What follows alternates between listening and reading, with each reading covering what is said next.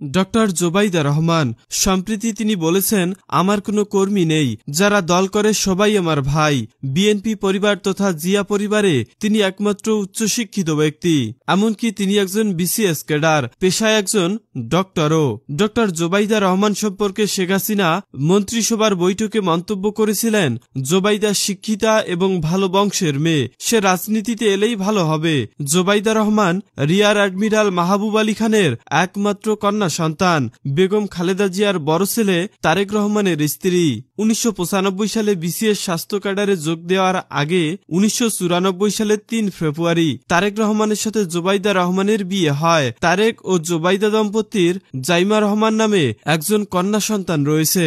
বাংলাদেশ থেকে শেখ হাসিনা সরকারের পতন হলে দীর্ঘ 17 বছর পর জোবাইদা রহমান বাংলাদেশে ফিরে এসেছিলেন। প্রশ্নের পরবর্তী ভিডিও দেখার জন্য এই ভিডিওতে লাইক